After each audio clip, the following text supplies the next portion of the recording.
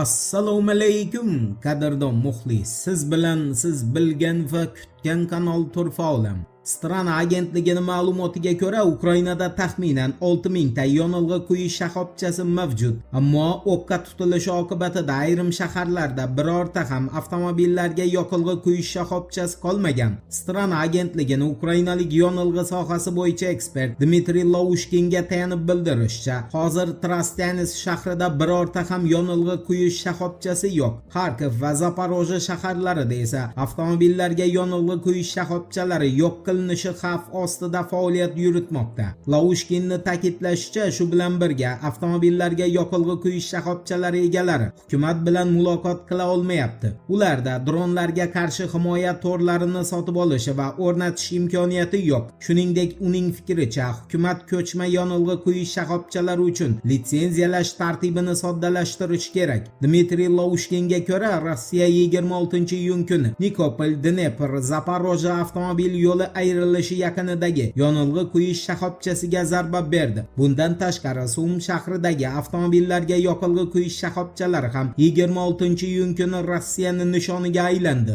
Ukrainaning infratuzilmalari bo'yicha sobiq vaziri Pivovarskiyning ma'lum qilishicha, so'nggi 2 oy ichida Ukrainada 150 dan ortiq yonilg'i quyish shoxobchasi yo'q qilingan. Uning so'zlariga ko'ra, deyarli har hafta Ukraina neft bazalari va yonilg'i infratuzilmalarini boshqa obyektlari ham hujumga uchramoqda. Pivovarskiyning ta'kidlashicha, mamlakatda yonilg'i tanqisligi o'zini cho'qqisiga ko'tarildi. Bu esa mamlakatda yonilg'i narxlarini yanada oshishiga olib keladi. Pivovarskiyning yakuniy xulosasiga ko'ra, Rossiyaning zarbalari sabab yoqilg'i quyish shoxobchalarini yo'q qilinishi natijasida yaqinda butun Ukraina yo'llari bo'shab qoladi va yo'llar avtomobillardan butunlay tozalanadi. Ammo shu joyi borki, Rossiyaning zarbalaridan foydalanib Ukrainada yonilg'i narxini oshish ortidan manfaatdor rahbarlar ham yo'q emas va ular ayni paytda boyib qolish uchun harakat boshlagan.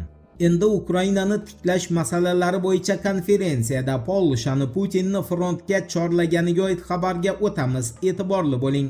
Rech Pospolita agentligining xabariga ko'ra, 25-26-iyun kunlari Polshaning Gdansk shahrida Ukrainani qayta tiklash bo'yicha konferensiya bo'lib o'tdi. Birinchi kun yakunlariga ko'ra, Ukrainani qo'llab-quvvatlash transport jamg'armasini tashkil etish bo'yicha muzokaralar yakunlandi. Uning asosiy vazifalaridan biri transport infratuzilmasini tiklash hamda Ukrainaning Yevropa Ittifoqi transport tarmog'i integratsiyalashuvini jadallashtirishdan iborat. Konferensiya doirasida jamg'armaga amaliy yordam ko'rsatish va ilk moliyaviy badallar bo'yicha qo'shma deklaratsiyani Ukrainaning jamoalar va hududlarini rivojlantirish vazirligi, Litva tashqi ishlar vazirligi, Estoniya iqlim vazirligi hamda Shvetsiya qishloq ishlari va infratuzilma vazirligi imzoladi. Hamkor davlatlar dastlabki moliyaviy badallarini e'lon qildi. Unga ko'ra, Ukrainaga Litva, Shvetsiya va Norvegiya taxminan 1 million yevrodan, Estoniya esa 100 ming yevro